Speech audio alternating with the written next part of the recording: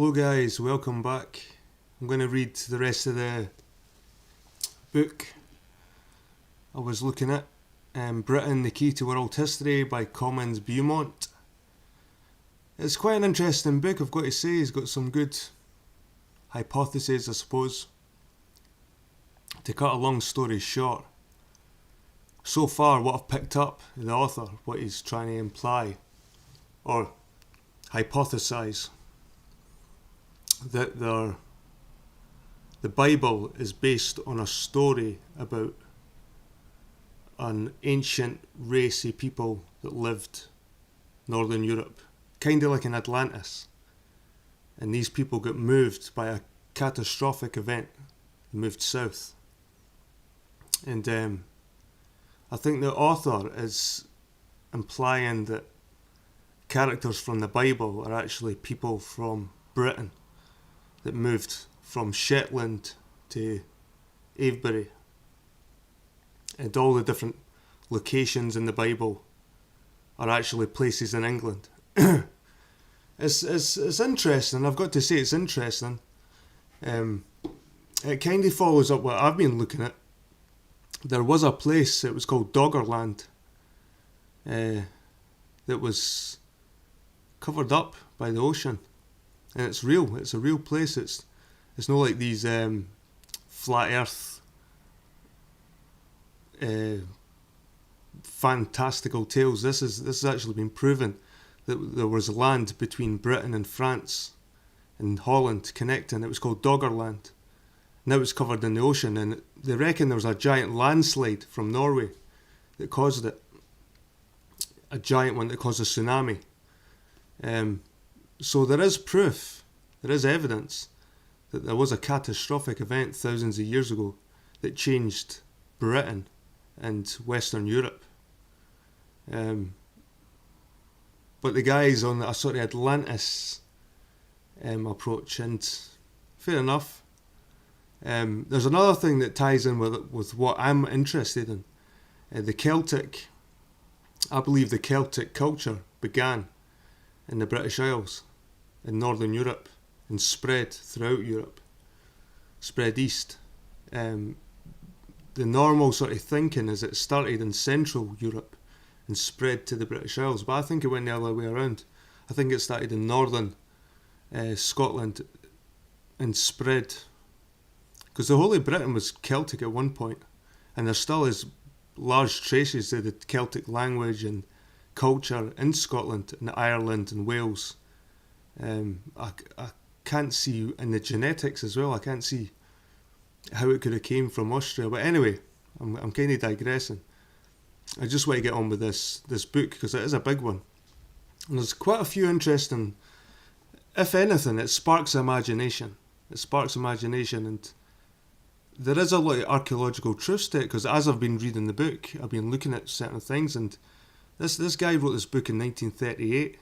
Was it 1938? I think it was published in 1948. I could be right, 48, something like that. Could be wrong. But it was a long time ago, so this is an old book, and the discoveries they're finding about Doggerland, and these are quite new discoveries, and a lot of the things that he's saying in the book that he's quite right. Like, there is a lot of connections there, but I'm not too sure about the Bible. I'm not 100% about the Bible, but there could be, like, I was looking at the hypothesis of the Exodus, the tribes in the Exodus being Celts. Hebrews were actually Celts. It was the Romans that called the Celts Celts. The Celts didn't call themselves Celts. They called themselves Hebrew or Iberi. And they reckon it's like that comes from Hebrew. So there's this sort of movement I've noticed on the internet as well, on YouTube. I don't totally agree, but they think the tribes of Israel got banished and then populated throughout Europe. But what if it was the other way around? What if the original story of the tribes started in Britain and then they spread out the other way? Just like the Celtic culture. I believe the Celtic culture spread from Britain throughout Europe, and I think it could be the same with that.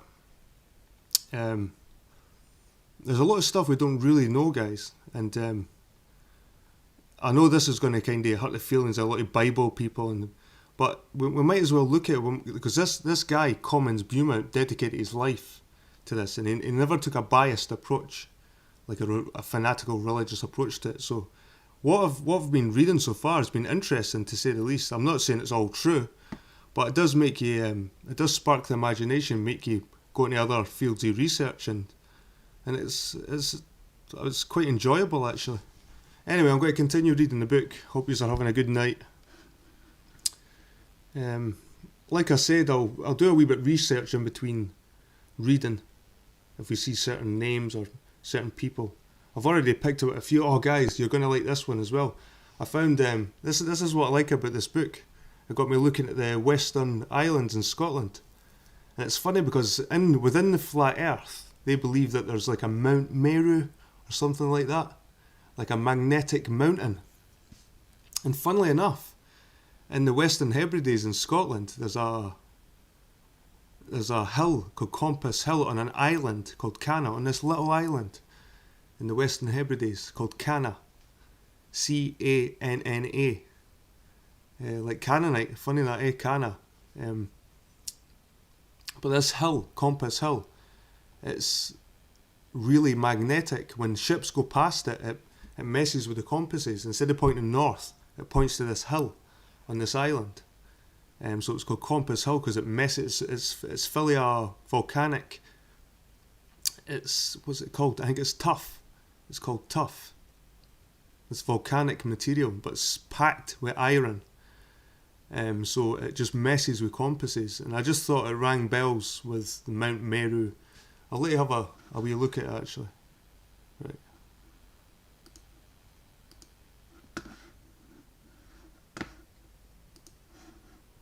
Let's see. Here it is here. Canna, this little island in the Western Hebrides. This is what I like. It's like I start digging into research about places in my own country I didn't even know about. So it says here about Canna, Scotland. Canna, Scottish Gaelic, Cannae, Aileen, Channae, is the westernmost of the small Isles archipelago in the Scottish Inner Hebrides. It is linked to the neighbouring island of Sanday by a road and sandbanks at low tide. The island is 4.3 miles long and 1 mile wide. The isolated skerries of Highscare and Humla lie 6.2 miles southwest of the island. The islands were left to the National Trust for Scotland by their previous owner, the Gaelic folklorist and scholar John Lorne Campbell, in 1981, and are run as a farm and conservation area. Cannon House has one of two big houses on the island, the other being Tigard, contains John Campbell's important archives of Gaelic materials that were donated with the islands to the nation. Since then, the NTS has engaged in new initiatives to attract new residents and visitors of the island. Right, so the interesting bit. Load of facilities, wildlife. Right, here it is here.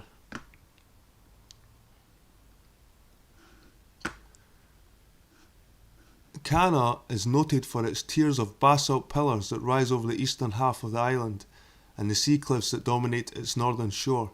The highest point on the island is Carnegale, Gaelic for Rocky Hill of the Storm, at 689 feet, 210 metres. Another point of interest is Comyns Hill.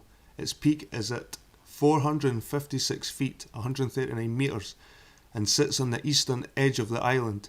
It is made of a volcanic rock called tuff, and it has such a high iron content that the compass of nearby ships are distorted, pointing to the hill rather than north.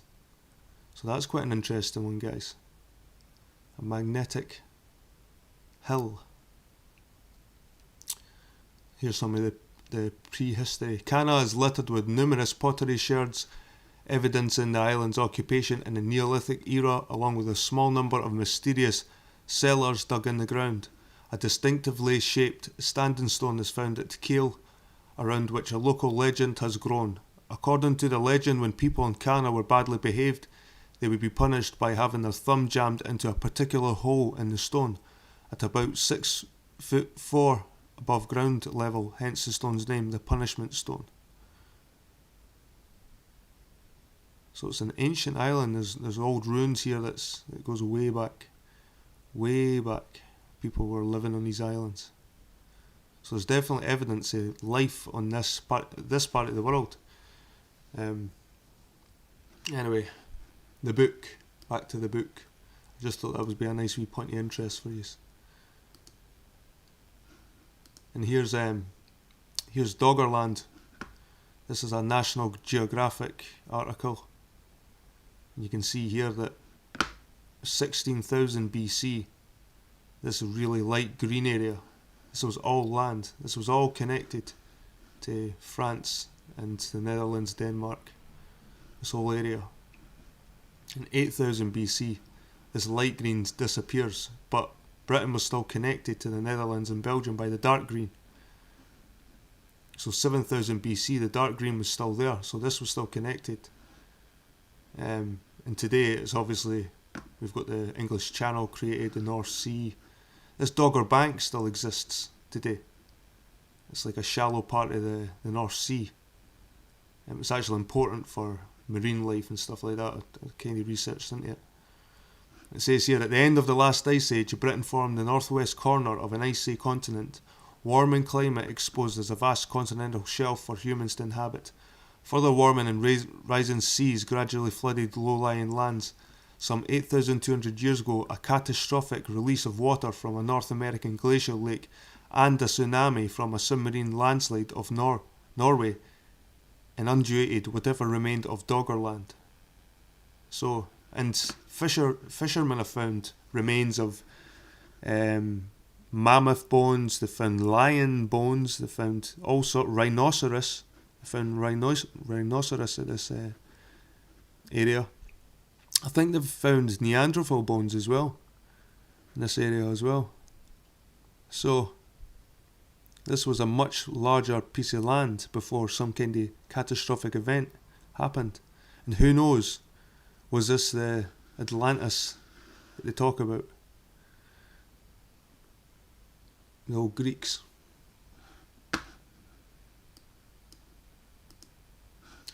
Right, I was at 139, but I'll just start on the page before, just at the bottom. In these circumstances, it is not in the least surprising that the judicious Diodorus identifies Osiris with Dionysus, the serpent god. A serpent also born mythologically in a cave, as also with Serapis, Seraph, another symbol of the same science. He says, to Osiris they gave the invention of ivy, which was also consecrated to him by the Egyptians, as by the Greeks to Dionysus. In the ceremonies and sacrifices, ivy was preferred before the vine, because the same loses its leaves and other abides continually green. Osiris is sometimes named Serapis, at other times Dionysus, Pluto, Ammon, Jupiter, and by others Pan, and many think that Serapis is the same whom the Greeks term Pluto. So, I thought, who's this character Dionysus? We'll have a look at Dionysus.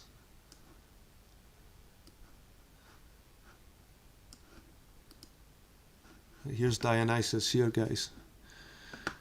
Dionysus is the god of the grape harvest, winemaking and wine, of ritual madness, fertility, theatre and religious ecstasy. In ancient Greek religion and myth, wine played an important role in Greek culture, and the cult of Dionysus was the main religion focus for its unrestrained consumption. His worship became firmly established in 7th century BC. He may have been worshipped as early as 1500 to 1100 BC by Mycenaean Greeks. Traces of Dionysian-type cult have also been found in ancient Minoan Crete. His origins are uncertain, and his cults took many forms. Some are described by ancient sources as Thracian, others as Greek. In some cults he arrives from the east as an Asiatic foreigner, and others from Ethiopia in the south. He is a god of Epiphany, the god that comes, and his forgiveness as an arriving outsider god may be inherent and essential to his cults. He is a major popular figure of Greek mythology and religion, becoming increasingly important over time, and included in some lists of the 12 Olympians as the last of their number and the only god born from a mortal mother.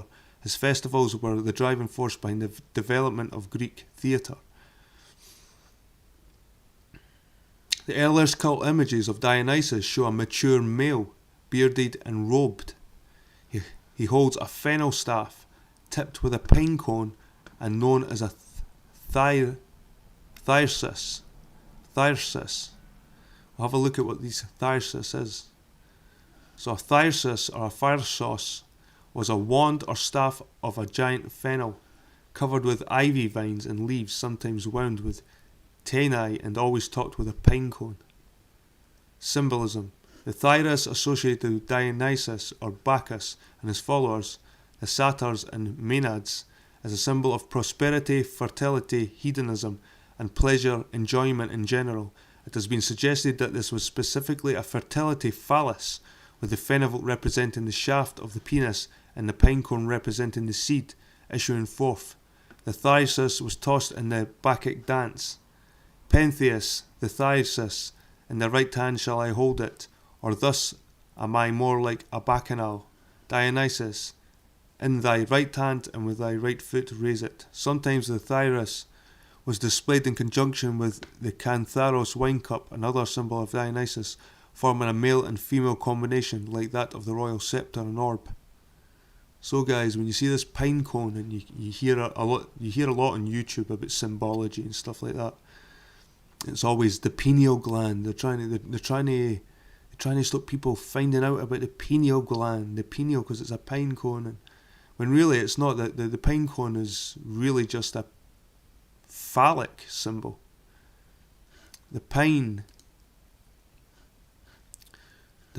is known as conifer in the genus Pinus. Pinus.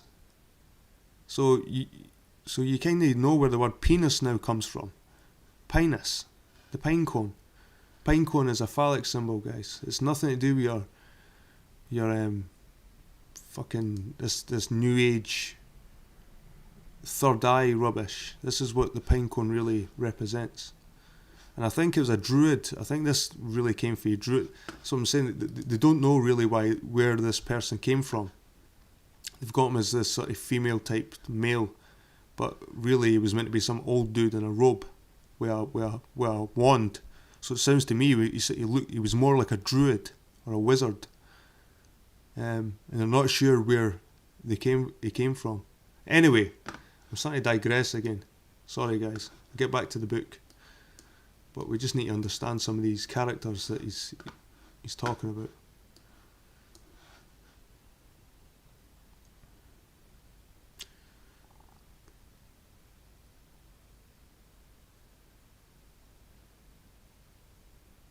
Diodorus' words amount to this, namely that the secret practice of the infernal deities and all they portended was utilised long ago on a great scale.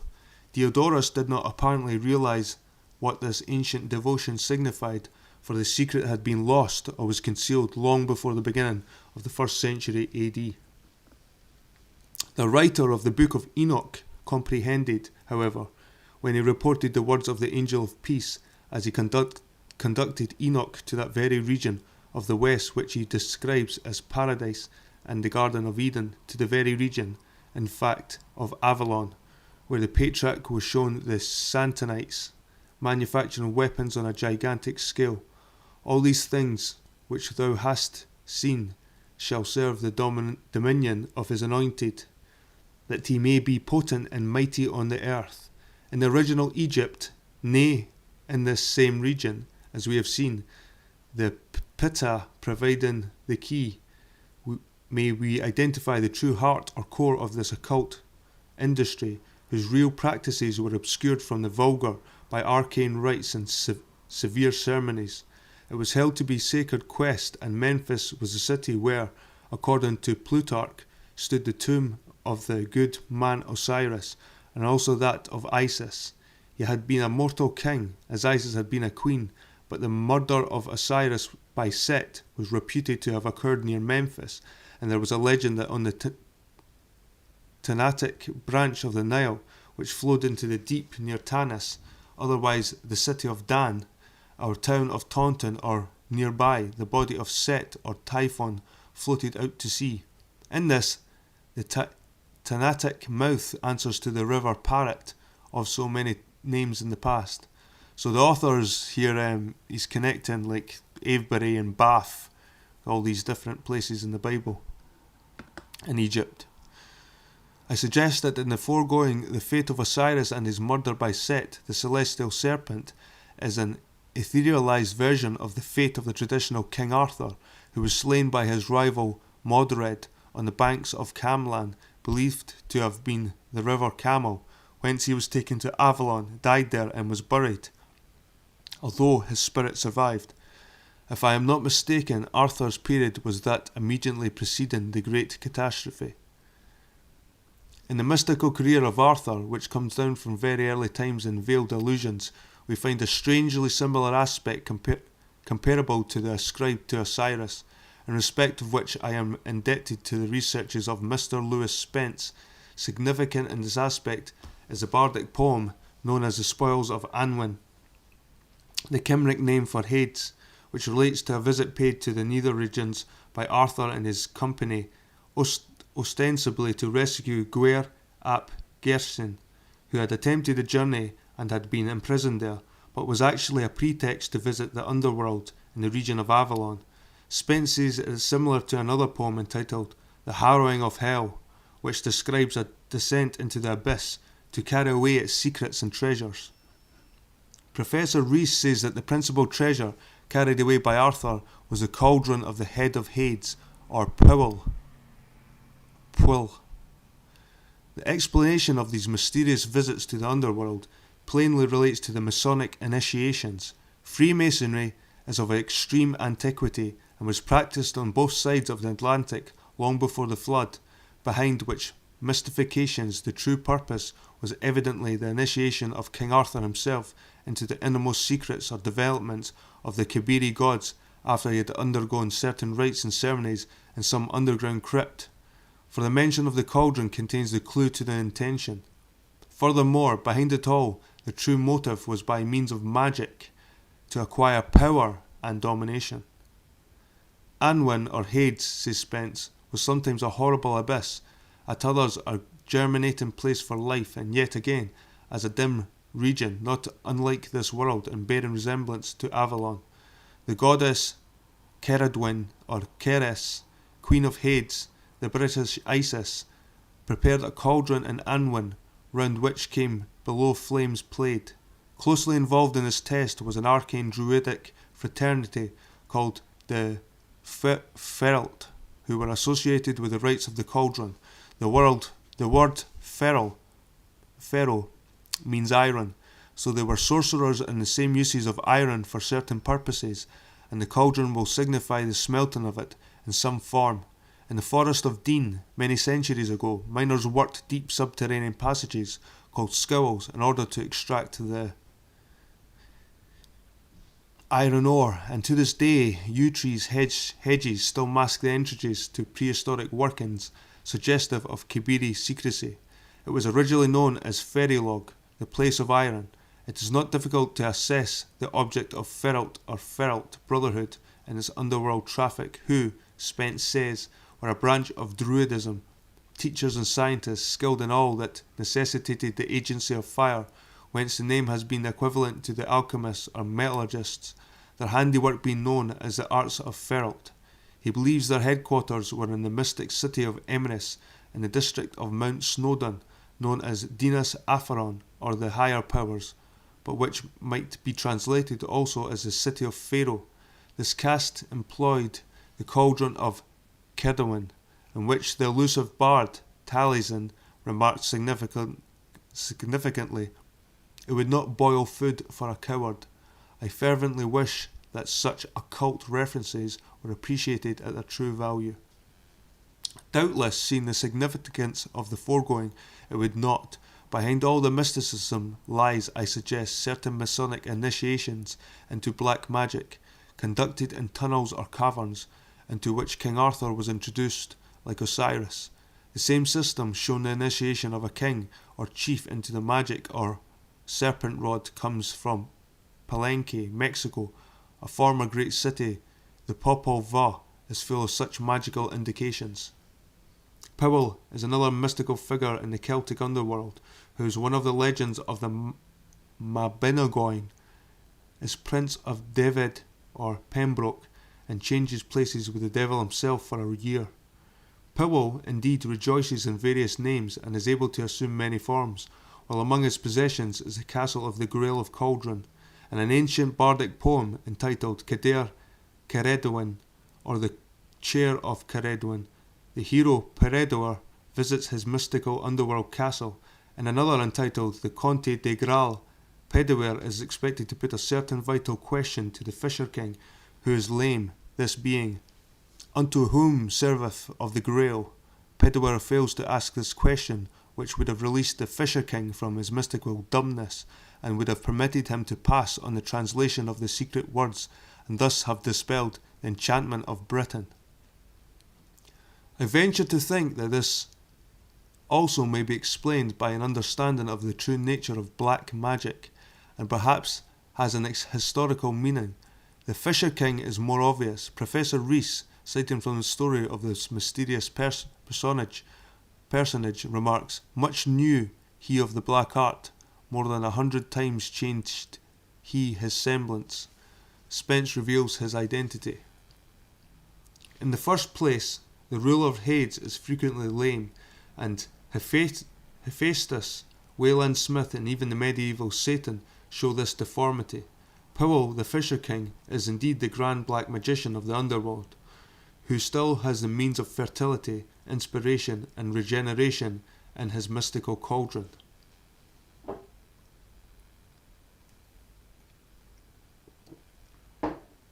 For my part, I cannot allot to Powell's so illustrious a plane as Mr. Spence accords to him. Hephaestus, Wayland Smith, Satan, and Ptah all represent a purely materialistic creation or symbolic phase of divinity of an infernal character, with possible slight deviations to suit the genius of the different peoples.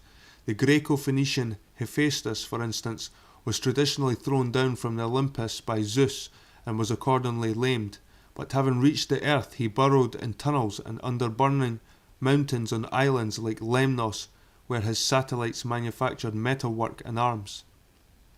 Ptah differed only slightly, but the principle was the same in all these instances, the intention being to individualize him as the dominating genius of the underworld, using lightning or fire as his medium of creation and destruction. If, as I opine, the bardic legends relate to Masonic initiations in what Professor Rees terms the black art, the Fisher King, or Ptah or Powell, was represented by the Hierophant or Master of Ceremonies at inner initiation rites, masquerading as Ptah, and held that position probably for a year. Consider with these very secret assignations in the bowels of the earth, those deep crypts mysteriously used by certain druids, the fraternity of the Feralt, the magicians working in iron, a cauldron which boils something most obscure but not food for a coward. Surely, therefore, the implication lies at hand. If the product were not for cowards, it infers, contrawise, that the result required brave men, heroes, warriors, and who were these alchemists other than the Kabiri gods or Cyclops? And what was the abyss or the subterranean place of Hades but one of those underground Kabiri temples which Herodotus describes as built underground? Surely the art was producing explosives. So this is where the author he believes this black magic was a weapon, an ancient weapon of explosives.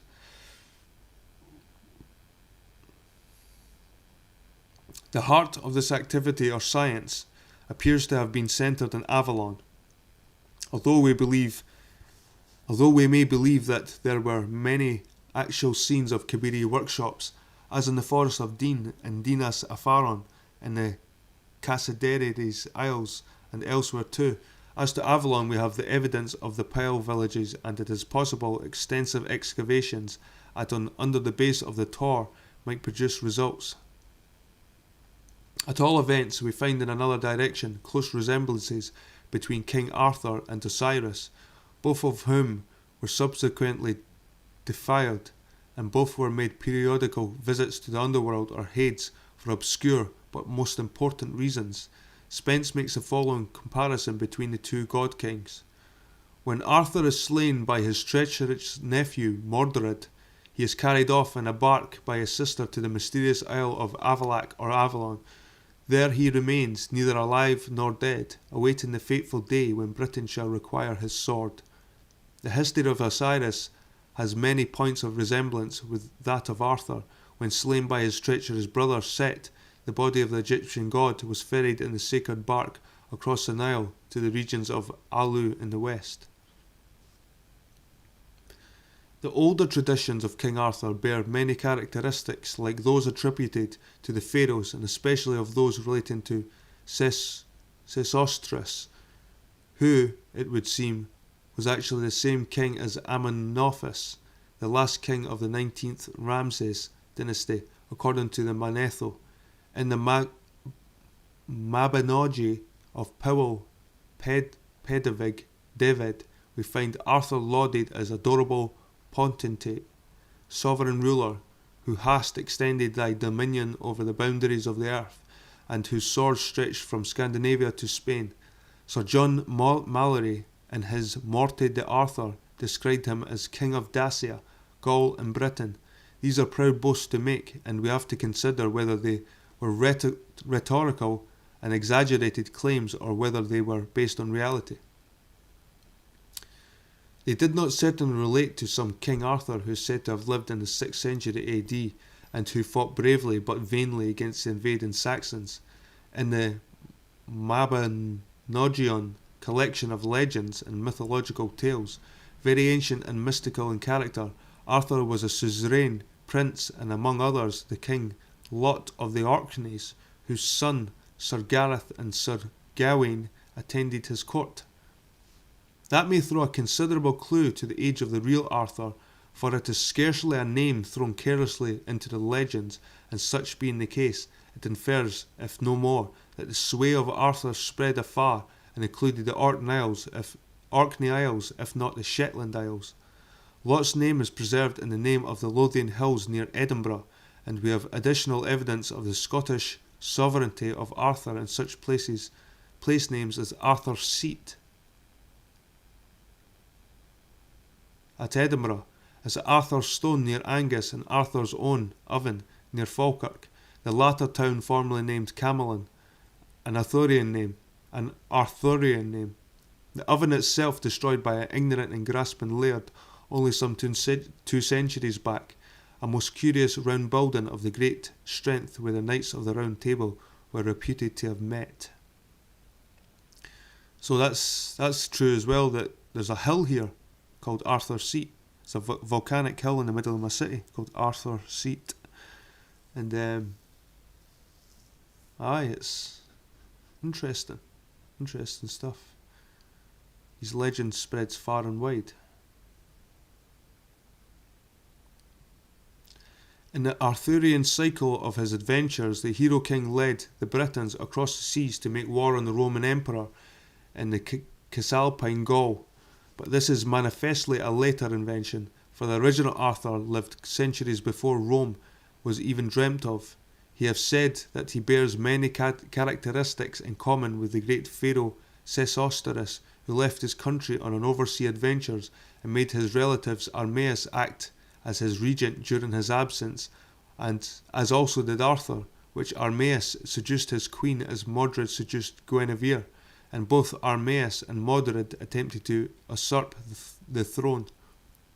Sesostris, informed of the grave state of affairs when fighting against the Scythians, hastened home, leaving his conquest incomplete, and avenged himself against Armaeus.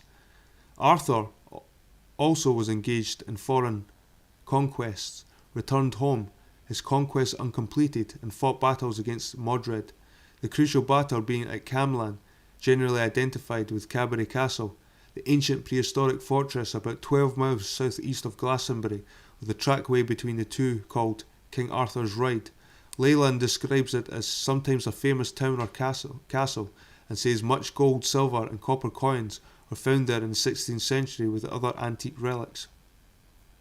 Unhappily, such invaluable clues to the past were doubtlessly sold and melted down. Traditionally, Arthur was carried to the Isle of Avalon and was transported across the water by the mysterious Vivian, Lady of the Lake, and the other goddesses to that sacred city. Sesostris says Manetho, as cited by Josephus, was most famed for his foreign conquests by land and sea, vanquishing Phoenicia, the Assyrians, and Medes, some by his arms, some without fighting, and some by the terror of his great army and being puffed up by the great successes he had. He went on still the more boldly and overthrew the cities and countries that lay in the eastern parts. Herodotus says that Sesostris first proceeded in a fleet of ships by the Etherean Sea, subduing nations until eventually he reached a sea non-navigable by reasons of shoals. He returned to Egypt and the following year collected a vast army and made himself master of Thrace and Scythia. Thrace and Dacia were one and the same, and I indicated in my previous work that the Thracians were of the same origin as the Caledonians, and that Scythia was represented by the northern Russia east of Vistula, signifying that Sesostris went to the Baltic on this war of conquest. So did traditionally Arthur. In this expedition, continues Herodotus, Sesostris erected pillars of stone called Osiri pillars in the subjected lands, using upright stones where the nations had been subdued only by the might of his arms, and of another kind, representing the feminine sex, where they submitted without fighting. They were apparently phallic symbols, like the linga and lingam of the Hindus, and were probably erected as religious emblems. Herodotus adds that he engraved his name and country on these monoliths, and it is interesting to note that the Elgies in the archaeology of Yorkshire describe certain stone monuments of the Bronze Age in Yorkshire of the very similar character to those attributed to Sesostris. Many upright stones were of phallic significance. Belief in these symbols was widespread and so strong that it yet survives even to this day in remote places such as the eastern moorlands. But life is twofold. Male and female created he, them. Our stone triangles were probably erected as symbols of the triune mother goddess. Such is the one type. There is also the upright, the phallus, of which the Rudstone monolith is an upstanding example. The tallest monolith in the country, if not England, says Elgies. It stands in Rudstone churchyard, 5 miles west of Bridlington, is 25.5 feet high, 3.5 feet wide, and 2.5 feet thick at the base. It has been shaped out of a block of grit, the nearest crop of which occurs over 10 miles away. What's that called? The Rudstone monolith. How about you look at that, guys? The Rudstone monolith.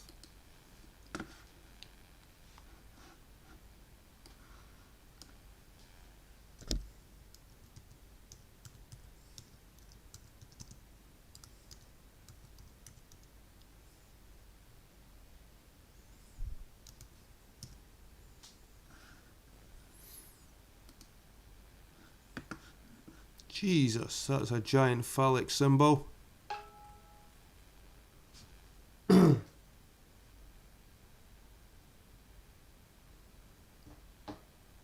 Vlad's just invited me to join a hangout.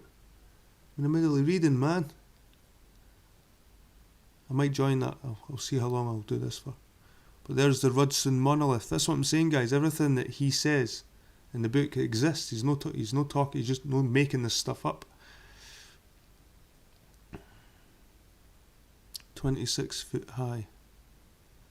Let's see. The Rudstone monolith at over 7.5 metres, 25 feet, is the tallest megalith sandstone in the United Kingdom. It is situated in the churchyard in the village of Rudstone, in the East Riding of Yorkshire. The stone is slender with 2 large flat faces, approximately 1.75 metres wide and just under 1 metre thick. The top appears to have been broken off the stone. If pointed, the stone would originally have stood about 8.5 metres. In 1773 the stone was capped in lead.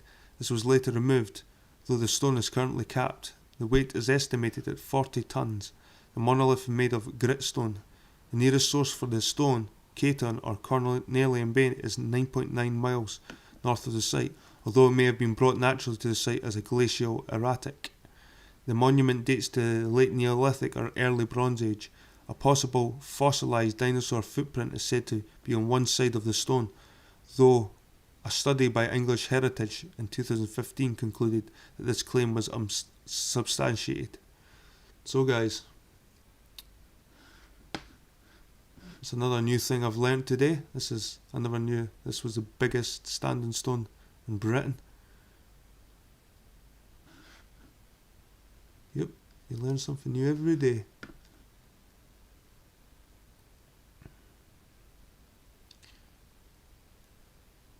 The churchyard is itself circular, was apparently long ago a pagan site, and the ancients who had evidently carted this immense stone, like those conveyed in a prehistoric age to Stonehenge, must have had some very definite purpose in doing so.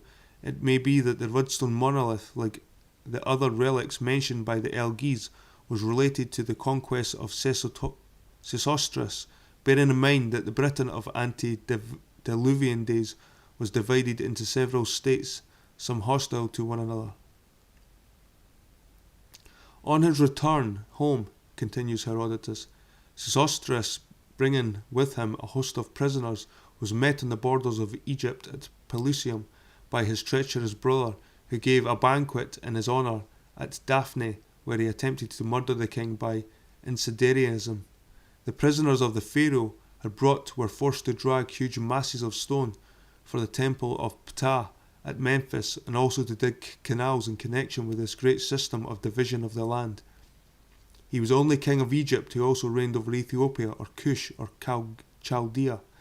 Diodorus, in his account of the Desullian flood, which he places on the borders of Oceanus, says that Osiris at this time was marching into Ethiopia, and adds that he was also named Egyptus. The inference we may draw from these traces is that Sesostris, Arthur, and Osiris were considered to have been one and the same.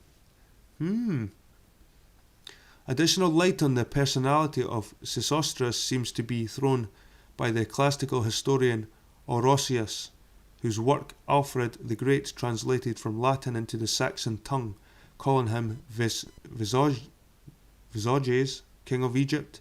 He states that he conquered Asia, originally named for the European continent, marched his army into the northern parts of Scythia, and was pursued and returned by the Scythians, who laid Egypt waste.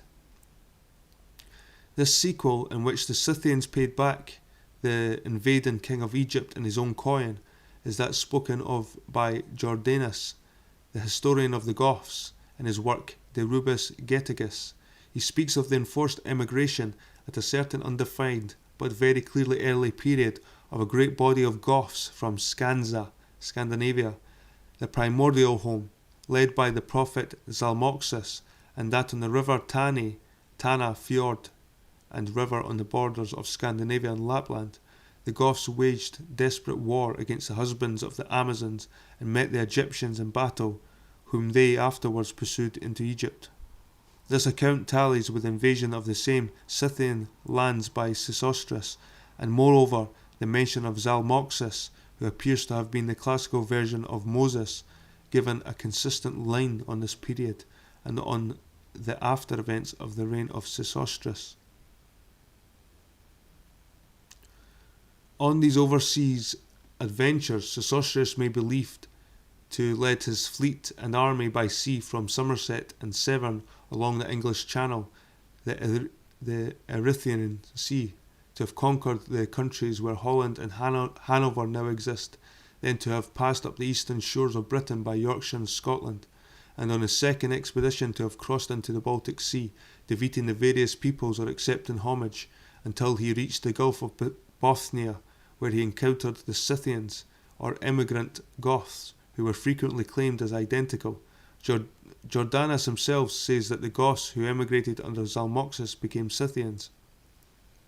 We learn further from Herodotus that some of the soldiers of Sesostris, possibly those left behind in his hurried retreat from the northernmost parts, formed a colony at Colchis, later placed in Russian Iberia, famed as the goal of the Argonauts in their epic search for the Golden Fleece, the site of which may be placed conjecturally in the vicinity of Kolko in Latvia. In all these matters, to reach an understanding, we must look to the north, and not in the direction of the Black Sea, as the history of the Goths indicates, and find confirmation in other directions, including the Old Testament itself. In these same Scythian or Russian lands dwelt the Parthians, descendants of the Medes, both of whom were classically indifferently as Scythians by later writers, but Parthian meant exile, were the original Goths, and we may be probably trace their settlement in Perthshire, also according to Waddell to other parts of Britain as well. The Scythians, who entered and remained in Scotland, were Scotai, Scots, hence they had been Cimmerian, became Scythia, as Herodotus says. And it's funny, guys, because apparently, at least, I think it's something like 80% of Scotsmen have this small bit of DNA from these parts, Scythia. And funnily enough, I got my DNA tested, and although I was 97% European and 87% was British Isles, I had a 3% from the Caucasus mountain regions, which apparently I think the Scythians were from. Weird. The Scots possess, indeed, a curious reference to the Egyptian pharaoh's activities in the north of the ancient Scots Chronicle, which says, "Ye pectus war chast out your Eowyn lands, cullet Scythia, being ein prince of Egypt, cullet Agenor." And what that means, this is Scotch. It says, "You pectus war chased out of your own lands, call it Scythia, be own prince of Egypt, call it Agenor." The only pharaoh to whom these words could apply is Sesostris. It seems also to fit in with the statement of Jordanus that the Goths arose originally in Scanza, he says, in the north. The Parthian or exiles probably settled in the region of the present Riga, and all these with the others at a period of about the 12th century BC onwards, as Baxter claims in his Glossary of British Antiquities, spread over northern Europe and the British Isles speaking Gothic, Frisic and Belgic. By his conquests, Sesostris, for a brief period, acquired the hegemony of the ancient world, subduing the fierce peoples to the limits of the Baltic, perhaps for motives which thus far been obscured, but is as certain as most matters of antiquity that as he sowed the wind, so did he reap the whirlwind. One important phase of his domestic policy must be stressed, namely his astonishing agrarian movement by which he transferred the population in the low-lying valleys to hilltop villages, of which Diodorus gives us the best account. He says that Setheusis divided the country into 36 provinces called nomes, over which he placed nomarchs who had charge of the royal revenues and ruled over nomes. Probably his father Ramses Mayamum had inaugurated this policy, but Setheusis raised many new mounds and transplanted to them the inhabitants of towns situated in valleys, building new hilltop villages and many new canals. In this drastic transfer of population, the soil was portioned out, every man having an equal division, the land being divided up into square or chessboard plots of equal area for all, for which they paid rent in kind, surely a democratic peasant ownership transaction, whereby the hills were cultivated for the first time in many parts. The land belonged entirely to the king, who allotted 1/3 of the revenues to the priests, 1/3 to the soldiers, and retained 1/3 for his own uses. This great work may have been started by his father. We have the biblical references to this policy as operated by Joseph, the account stating that the reason was because of famine, that Pharaoh provided the seeds and took 1/5 of their grains, or say, income tax, to himself. It would appear that this revolutionary undertaking was not completed when Sesostris returned from his conquest, for Diodorus states that the hard taskwork in the cartage of stones for the temple of Ptah and Memphis and the building of canals caused by the Babylonian prisoners to rebel against the king. There exists not a vestige of any such operation in the land we know as Egypt in the south, nor could the arid granite mountain of that country have afforded opportunities of cultivation. In Britain, on the contrary, observed notably in Wiltshire, but embracing not only Wessex but Wales, such a vast homogeneous operation was performed in the late Bronze or early Iron Age. Mr. O.G.S. Crawford, former archaeological officer of the Ordnance Survey, has described these remarkable discoveries in the field of archaeology in his work entitled Air Survey and Archaeology, for this immense system only became discernible when he surveyed from the air, as fully illustrated in his work. It clearly reveals traces of former extensive habitations on hilltop sites, with chessboard fields of equal area to one another, all one concerted movement, he says, in obvious obedience to some central authority. I now append an epitome of his detailed description of these hilltop villages. So the next part's going to be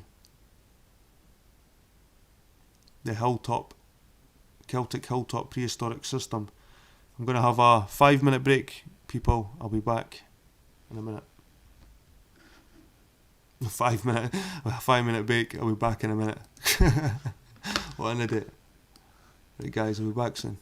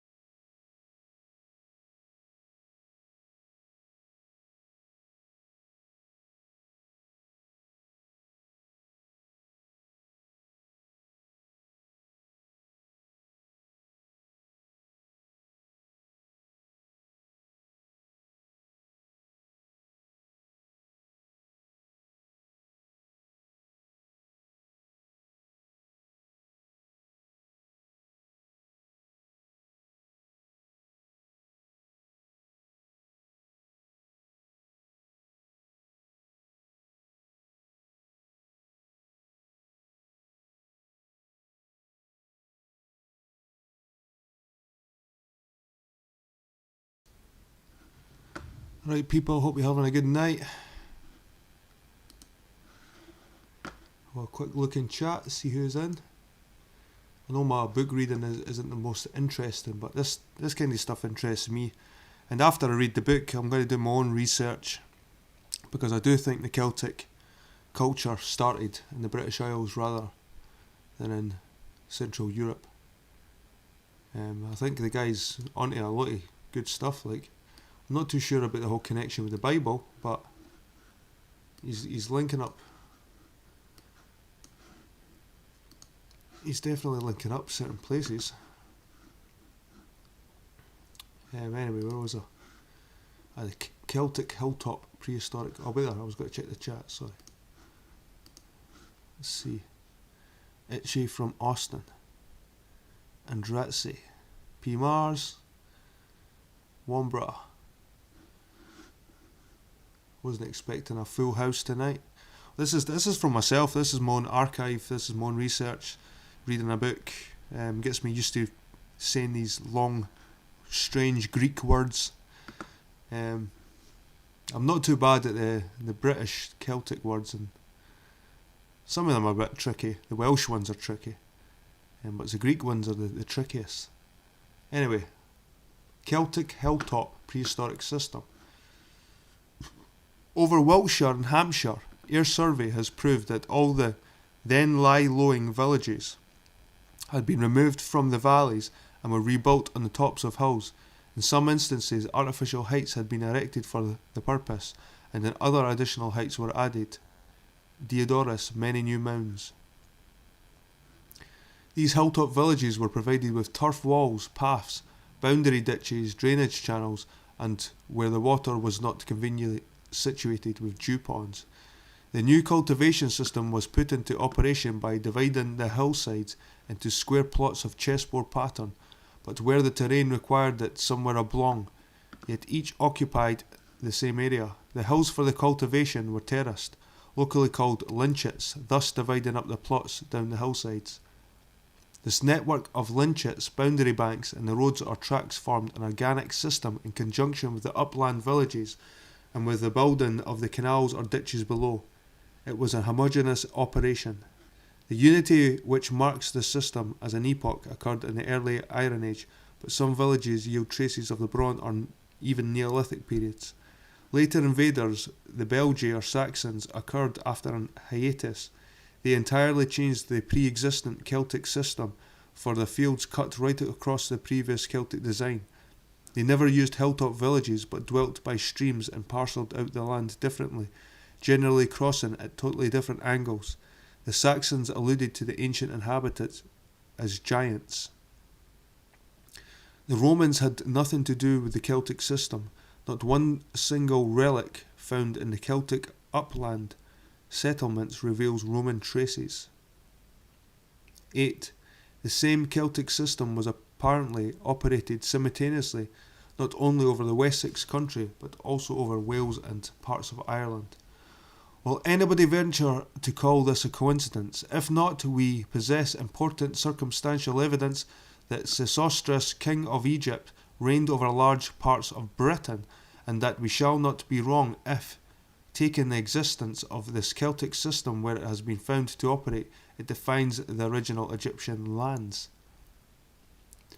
Here we have the homogeneous policy directed from one single centre, and I suggest from the Avalon, with its hilltop villages, its chest-shaped fields, supplied with canals or ditches, just as the account of Diodorus explains.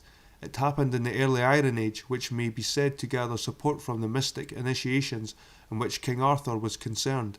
And then, all this was followed by a hiatus. Who were the Saxons that arrived some time after all this operation had been perfected and transferred from the former system to quite another? Foreign invaders? Saxons? Yes.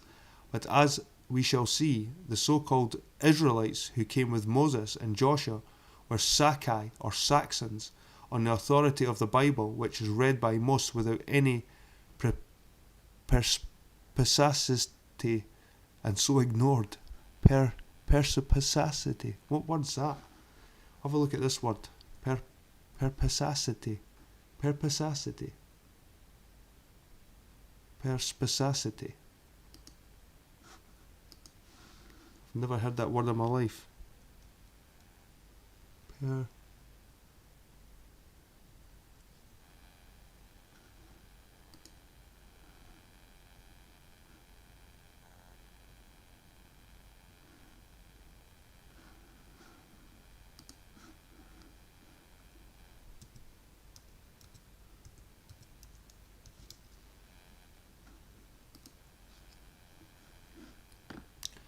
Perspicacity. Perspicacity. Perspicacity. Perspicacity. Perspicacity. Perspicacity. Perspicacity. Perspicacity. Perspicacity. The quality of having a ready insight into things. Shrewdness. Perspicacity. Perspicacity. Interesting. Perspicacity. Don't know if I'll use that word again, like. Jesus. Anyway. Where was I? Right. Obviously, Mr. Crawford, in writing his description of these upland villages in the Celtic system, so exactly in consonance with Diodorus, Herodotus, and Genesis, had not the slightest idea that he was uncovering the entire Sesostris system, and that in doing so he in fact tears up all the laborious efforts to pretend that Egypt and the Israelite lands belonged geographically to these Near East, so that all the prestige of the past glories assumed by these countries and in our present modern days leading to political claims based on false premises is utterly and entirely untrue. The truth is that the ancient Britons embraced the Egyptians and Hebrews, Iberes, while the Assyrians were the Saxons. But let us return to Sesostris. Why did he embark on this determined invasion of the northern lands which he sowed the seeds of ultimate disaster? Why did he build these hilltop villages and order the people to cultivate them on the hillsides, where the different levels were ruled off into lynchets, yet seen so many hillsides in Wessex, where once flourished olives and the grapevine? Why this anxiety to erect phallic symbols in the countries he defeated?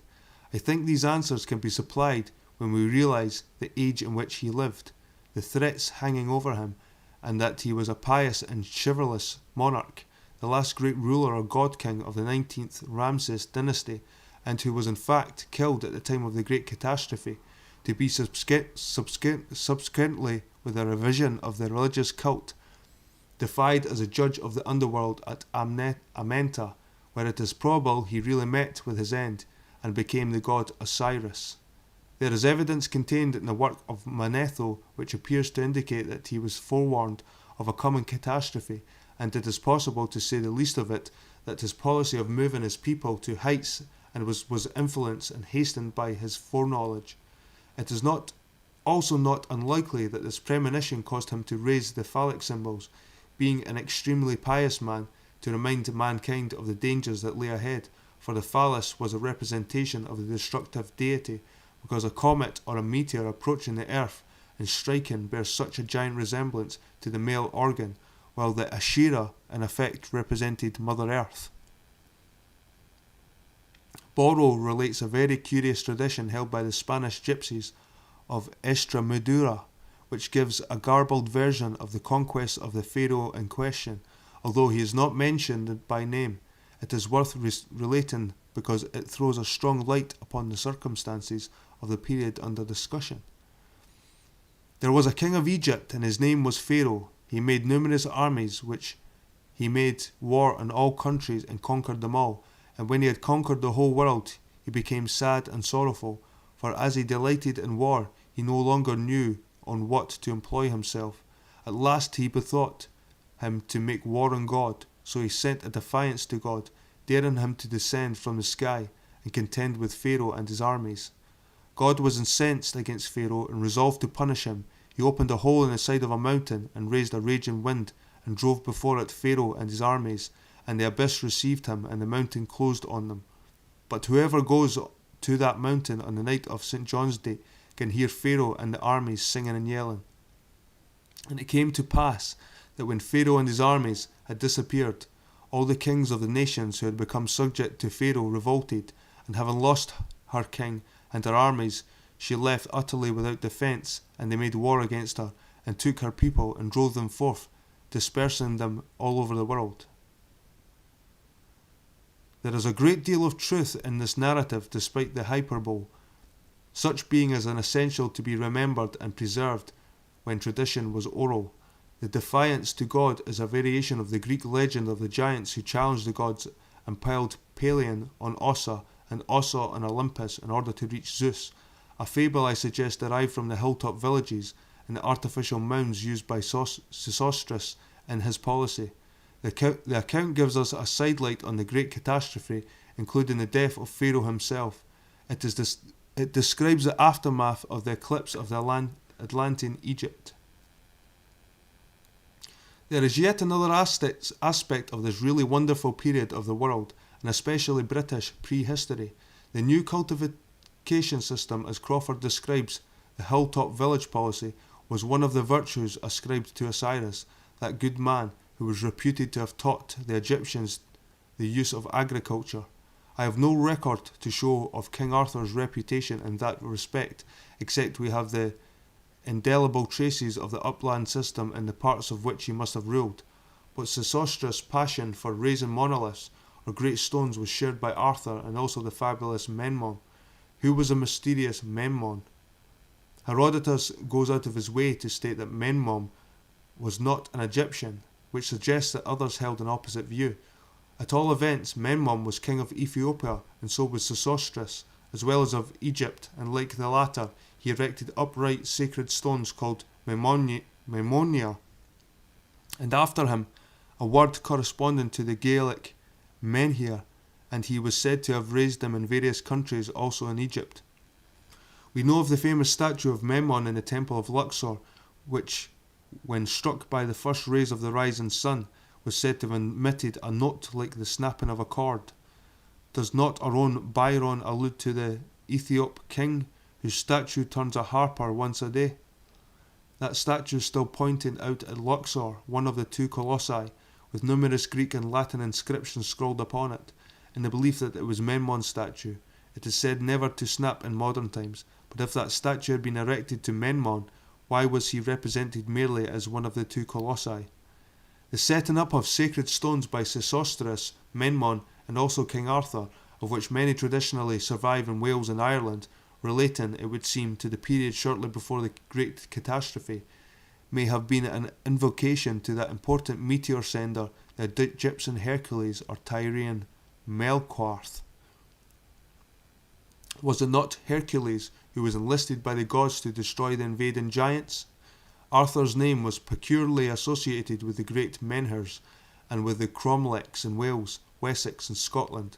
Such were not believed to be living stones, but to be able to speak on occasions and to possess a mystical and even medicinal value, as the seer Merlin was said by Geoffrey of Monmouth to have told Aurelius, king of Britain, when Merlin proposed that he should send to Mount Calirius, Giant's Causeway, for the giants' dance stones of Stonehenge. They are mystical stones and of medicinal value, he declared. There is not a stone there which has not some healing virtue. In Irish legendary are several instances of such stones, like the stones of speculation, from which fire could be kindled, and a similar idea inspired the veneration of the Pillars of Hercules, as also for the monoliths of Avebury, attributed to the hero god. And what more too bold when he associates Arthur himself with the name of Melqarth, to wit. It can hardly be doubted that the bardic poetry of later times associated Arthur with the god Hercules, whose 12 tasks are perverted to the story of the 12 battles of Arthur. Hercules, originally Melqarth, may even have furnished the name of the British hero, Melk, King Arth. Arthur's stone of Cefn Bryn Gower is a cromlech of 8 perpendicular stones terminating in small points, on which rests a 9th stone weighing about 20 tons. Under it there is a spring called Lady's Well. If Hercules represented divine fire, it is well to recall that the Druids knew of 2 kinds of fire, one Dislanach, God's lightning, and Drulanach, Druid's lightning. Can we be certain that the Druids did not find it convenient to pass off the one as the other when it suited them, seeing that their strength rested mainly on the claim to possess supernatural powers. In the foregoing, I have shown much closely how figures of Sesostris, the great Egyptian monarch, the origin of Osiris and King Arthur, are interwoven, whether we call the sacred city of their main activities in the underworld cult by the name of Memphis or Avalon. Indeed, as already shown, they conjoin in the city situated on an island placed in the region of swamps. They are both great national leaders whose lives were dramatic and spectacular, both conquerors whose end was tragic. Both were buried in the city where they were believed to have died or else risen from the dead. And to cap the foregoing, both were irrevocably mixed up with the use or development of magic power in the land subsequently devastated by a great catastrophe. In symbolism, they may have said to agree in many ways, for King Arthur, like Osiris, became deified in the opinion of many Celtic scholars. Spence contends on evidence he adduces that Arthur became Hu, and that he was hailed as the supreme proprietor of the Isle of Britain, symbolised by the ox, much as the Apis bull represented Osiris. So that's where maybe the bull worship comes from, the ox worship.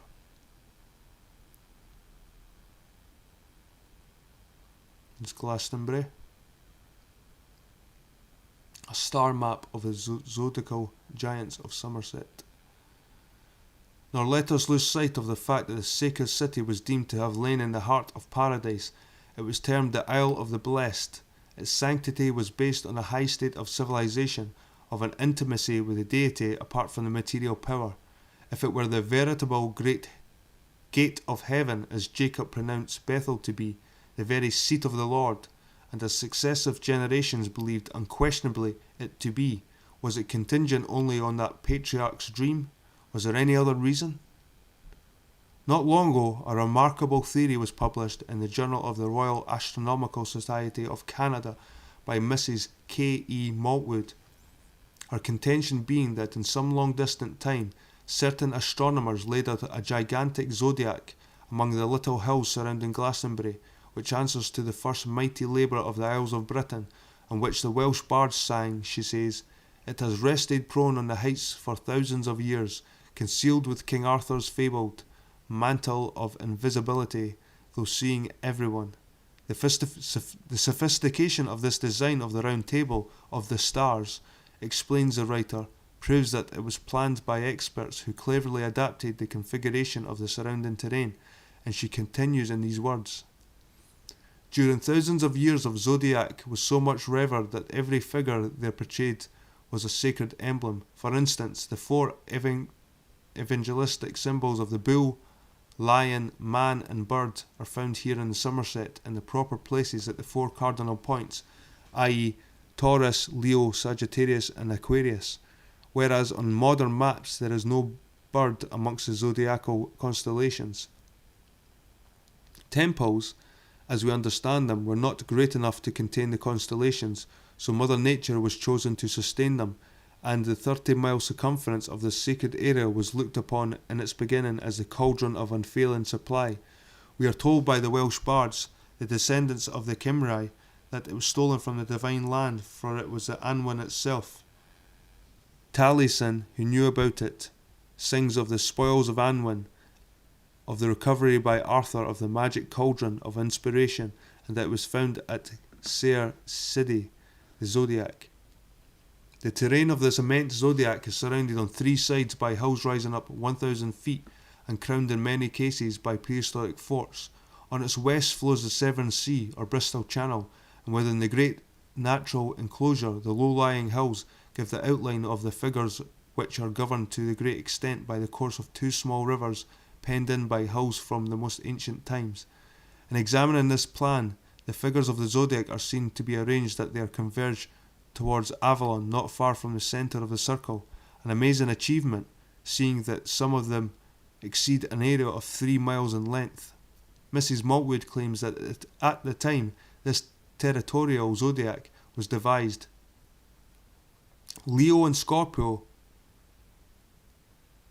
were doubled the size and proportion than as now represented in the star maps, so that Leo occupies the position of Cancer as well as his own, and Scorpio that of Libra, which suggest a very ancient design, yet one which apparently continued for many long moons. North of the circle are the winter months, Scorpio, Sagittarius, Capricornus, Aquarius and Pisces, as well as Cetus, the whale or amphibious monster. In the southern halves are Aries, Taurus, Gemini, Leo and Virgo. Aquarius, the water bearer, is represented by the phoenix, holding the water in his beak and fanning the burning nest with his outstretched wings. The writer contends that the famous Isle of Avalon, towering 600 feet out of the marsh, forms this fabulous bird, and the urn it carries contains the life-giving blood spring, known far and wide as Chalice Well. Its waters are radioactive and stain the stones over which it flows blood red.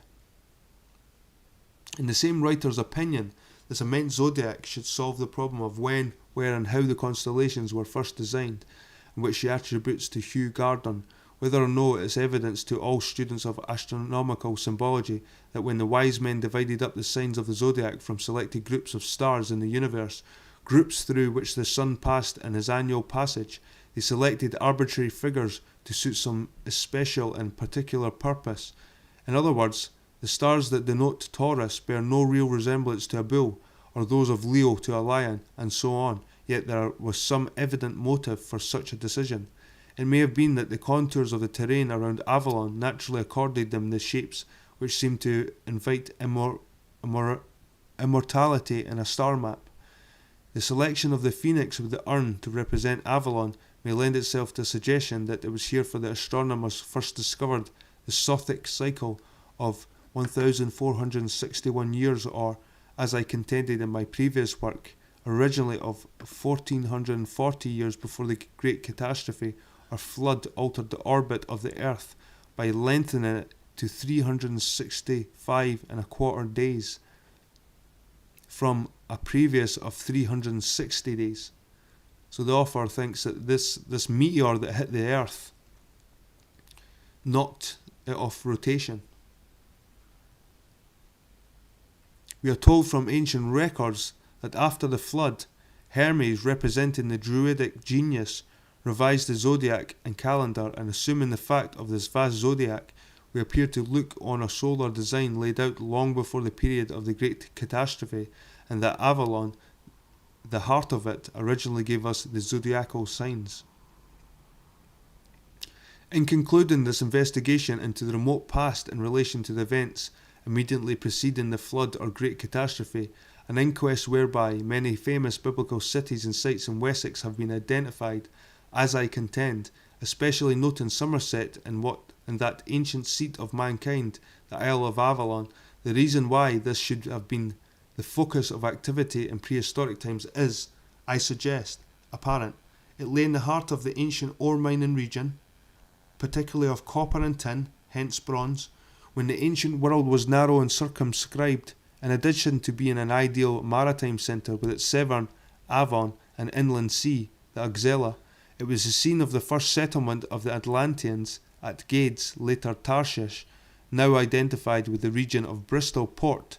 It brought Cadmus and Cilix in search of Europe, the West, as it was attracted Abram or Hugh Gardner like a magnet, in search of those invaluable metals which granted the owner power.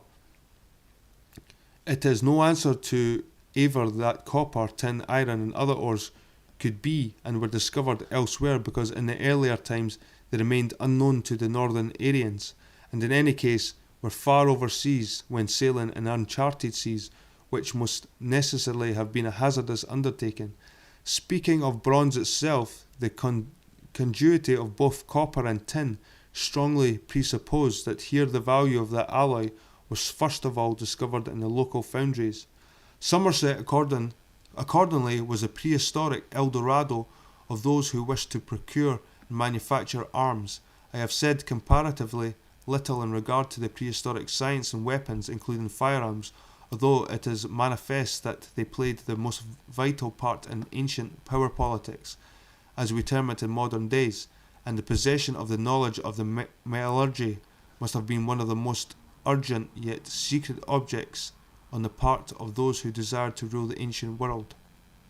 Somerset became in consequence the centre of invasion and later of wars by others who desired to acquire the hegemony of the ancient world, notably the Assyrians. Avalonia, as the first scientific centre of the power of Abraham and later of the Ramses kings, was the arena of the final battles before the great catastrophe destroyed the main part of its high civilization, as described in the book of Enoch and by the prophet Ezekiel, who says that Egypt shall be utterly waste and desolate and uninhabitable for 40 years, never to recover her former power. Here took place, by all accounts, the climax of the 13 years' war between the gods and the giants, the region where his anointed, in the book of Enoch, the last of the great Egyptian or British kings, frenziedly prepared weapons to defeat the oncoming threat. To that aspect I shall now return in the next part of this research. I conclude this portion with the sad reflection that wars have apparently been always based, whatever the pretext, on the ambitions of rulers to acquire domination and wealth by accumulating weapons which give them predominance over all others, and the neglect or inability of others to defend themselves. It is essentially true of our own times, and I fear likely to exist to the end of time. The world never, alas, learns from the past and recognises the menace of tyrants too late. Part 3, the climax. So I might read this for half an hour. Very few Bible students have devoted the necessary tune to a search for parallel events related in what is termed profane history. Unfortunately for the progress of truth, clerical influences tend to suppress the publication of any evidence which is seen to be in conflict with the scriptural accounts. E. Jessel, unknown historian of the Jews. Investigations into the beginnings of religion have accumulated steadily throughout the past half-century. It is only by great efforts of censorship by sectarian education of an elaborately protected sort and the like that ignorance about them is maintained. H.G. Wells, The Fate of Homo Sapiens. So what page is this, guys? This is part 3. 160. That's at 160.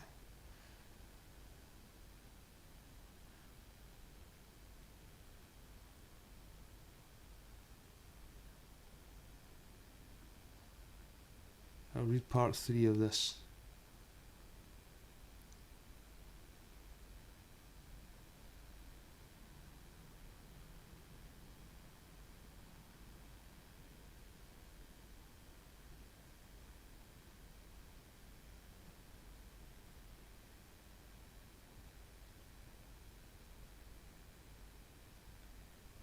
Right, here's part 3. Have a quick drink. Wet the old palate.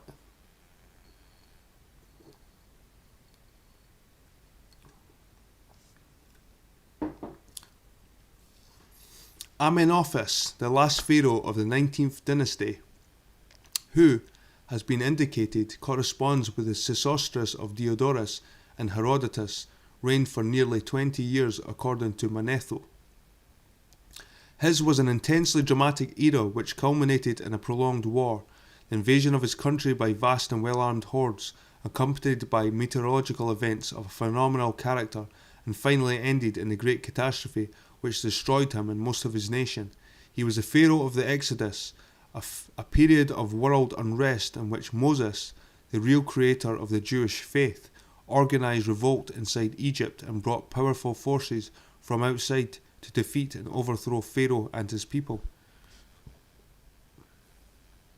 Manetho, it will be recalled from earlier description, tells how the Hyksos, the original Israelites, who occupied the lands of Mizraim, were expelled from these territories in the 8th year of King David, when they quitted Hebron and the Egyptian lands and moved to Jerusalem, after having lorded it over the Egyptians in the southwest for 511 years.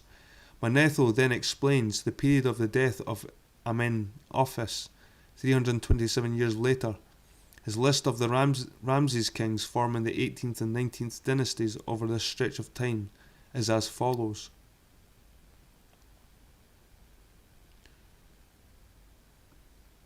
So Thutmosis or Tuthmosis, Chebron, Amenophis, Amesis, Mefres, Mephra, Thutmosis, Amenophis, Horus, Akinacres, Rathotus, Akinseres the second, Armaeus, Ramses the first, Ramses the second, and Amenophis the third. The average length of reigns of these 17 monarchs is a trifle over 19 years, quite a normal period, and it comprises a precise list, for even the months are included.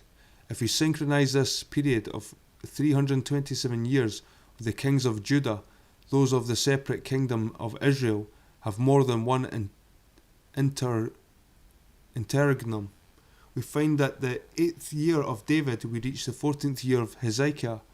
During the first 13 years of reign, untoward events took place, especially relating to the land of Egypt. The Old Testament does not give months in the reigns of the kings of Judah, the rule being that if a reign lasted for 6 months or over, it counted as a year, whereas if under 6 months, the year was ignored. It was a rough and ready method, but not so wrong on average as might be expected. Only 2 years difference if we synchronise it with the 14th of Hezekiah, as for certain reasons appears to have been the case. In this period, 15 kings had reigned, and Hezekiah still reigning, making the 16th against the 17th Ramses pharaohs. For comparison, I give the Judean list.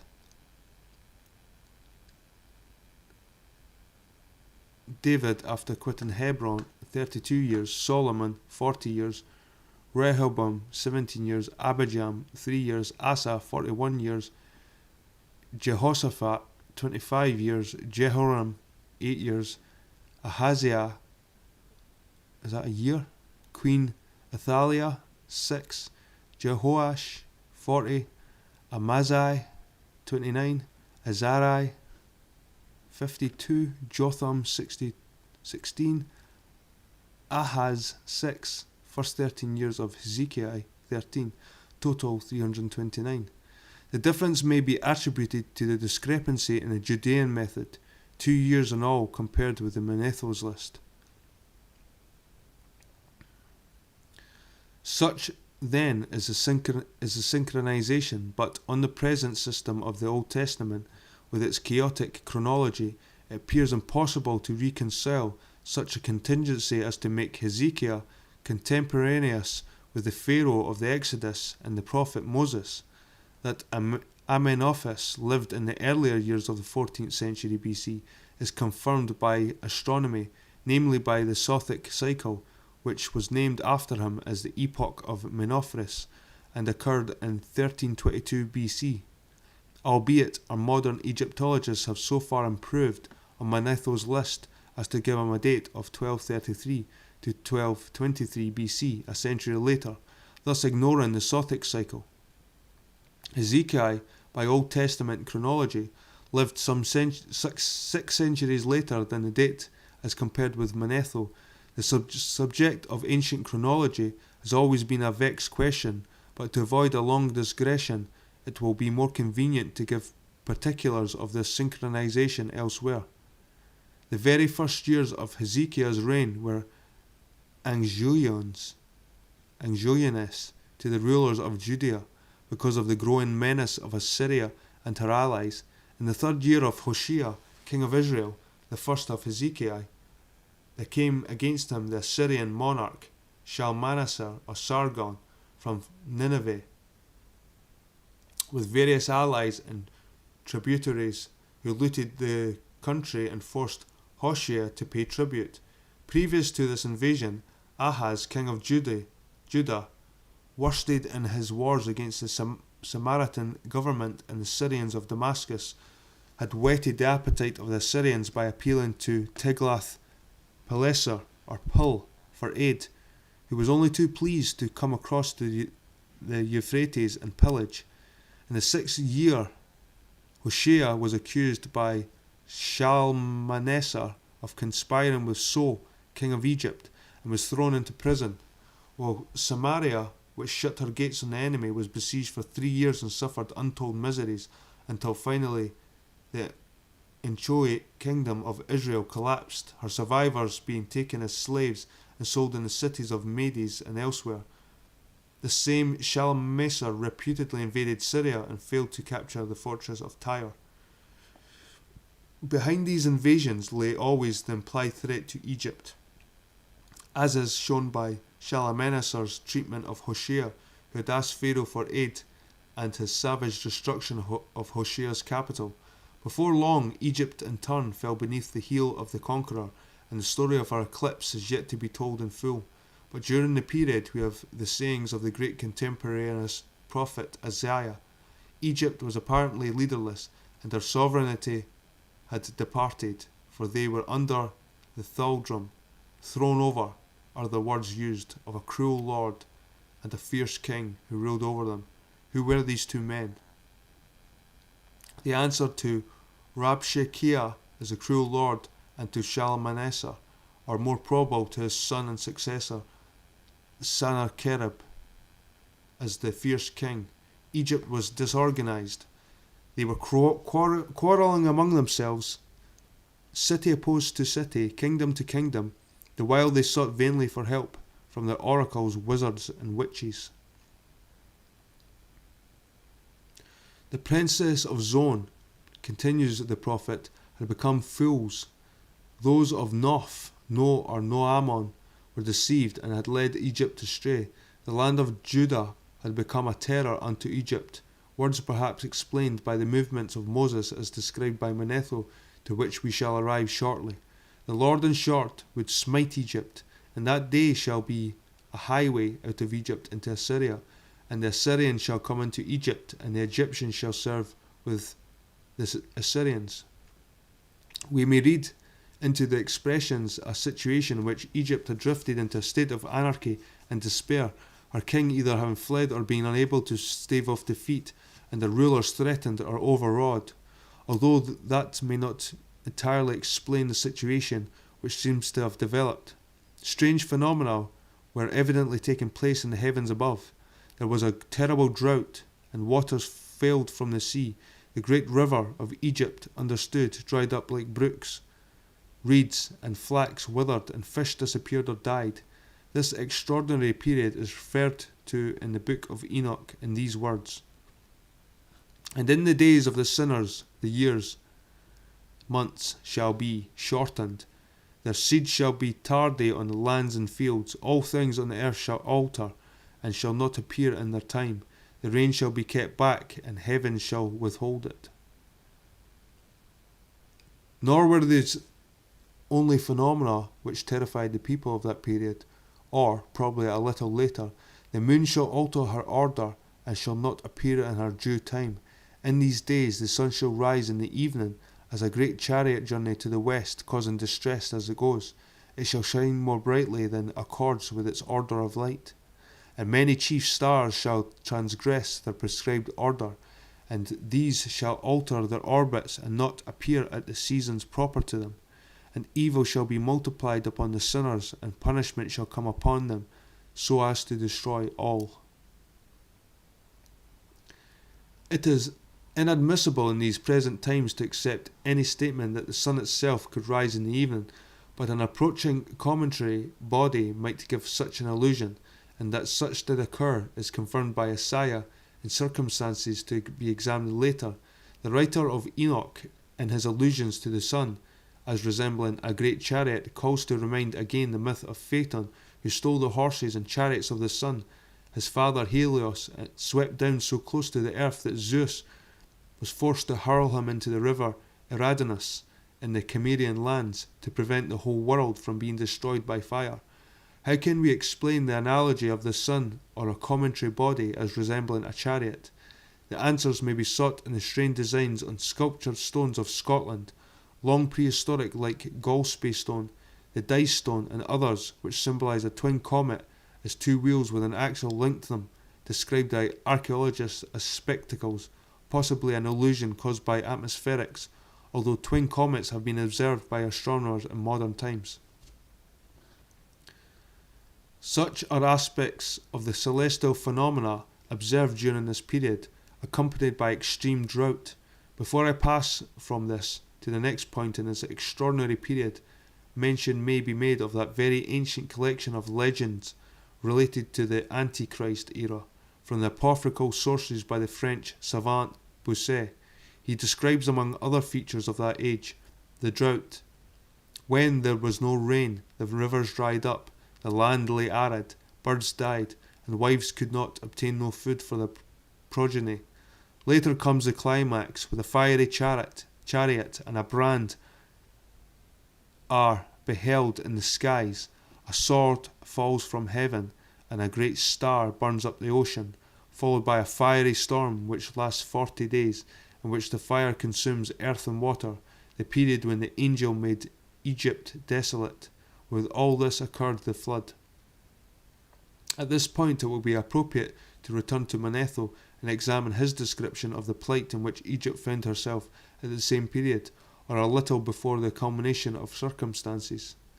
He records that Amenophis, desirous of becoming the spectator of the gods like Horus, one of his human predecessors as the monothic list states, communicated his desire to a seer of the same name of himself. I suggest that the inner meaning of this occult suggestion is wrapped up in the underworld cult, as was previously examined in relation to King Arthur. The seer that may have been allowed to see the gods if he would clear the country of the lepers and impure people who infest it. Accordingly, the Pharaoh sent 80,000 of these unwanted, or, as described, polluted persons to work in the quarries and be segregated from the Egyptians. And where there were quarries situated, and where were these quarries situated? They were at Avaris or Abaris, shown previously as our own Avebury, and where such quarries of stone still remain at least in part. The anxiety of Amenophis to see the gods compares with the veiled bardic accounts of Arthur's visits to the underworld, so intimately related to Avalon. Arthur says Mr. Spence, like Osiris, was the god of a mystical cult who must periodically take a journey through the underworld, and might perhaps be more materialistically explained by suggesting that Amenophis was anxious to discover how far he could rely on the service of the Kibiri priests in respect of arms. The seer also named Amenophis, we are told, learned that some priest who had been sent to Avaris with these undesirables were leprous, and he became alarmed lest the gods should be irate with Pharaoh and himself if any violence were offered to the unwanted peoples. This fear of what the gods might inflict on the Egyptians is contained in another passage of very serious import. Certain people would come to the assistance of these polluted wretches, would conquer Egypt and keep it in their possession for 13 years. However, he durst not tell the king of these things, but left a letter behind him about all those matters, and then slew himself, which made the king disconsolate. The seer would seem to have been attained the occult information of coming events of a highly dangerous character to the independence of Egypt, so much so that he committed suicide. His information caused Pharaoh anxiety as well as it might. Manetho then continues.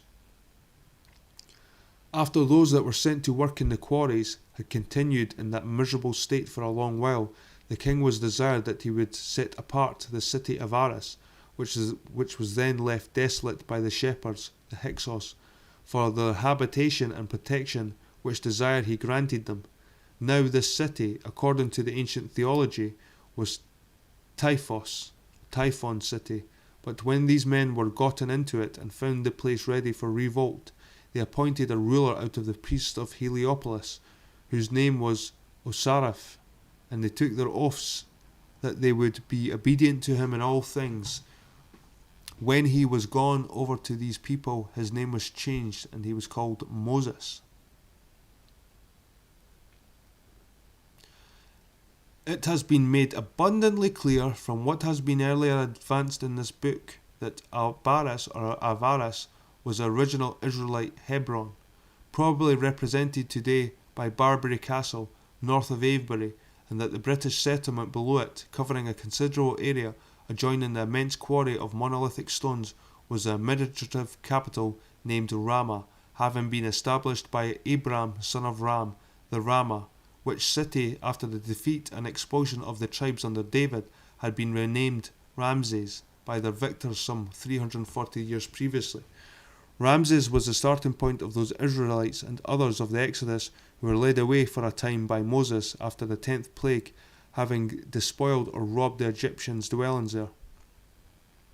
Manetho is therefore given his version of the circumstances preceding the Exodus, and if his testimony be acceptable, it proves that Amenophis was part of the pharaoh of that very mysterious epoch at the time that part of the world was grievously affected by phenomenal meteorological conditions. Moses is depicted as a priest of Heliopolis, Egyptian On, who became the leader of the ensuing insurrection. And it's funny, guys, after seeing that hurricane, was it Irma? Was it Hurricane Irma, the name? There's that many happening right now. But one of the Caribbean islands, I think for half a day, the sea went right out. The tide went right out for half a day. You could walk on the sand. The sea was so far out, the hurricane had taken the water away. I think it came back eventually after a day. But it reminds you the biblical story of Moses splitting the Red Seas. And if there was these things happening at the time, all these catastrophes, well, maybe Moses didn't split the Red Sea. Maybe the sea was already split because of these catastrophes that were happening, these meteorological events. Manetho continues the account by stating that Moses made the outcasts or slaves in the quarries swear obedience to his commands.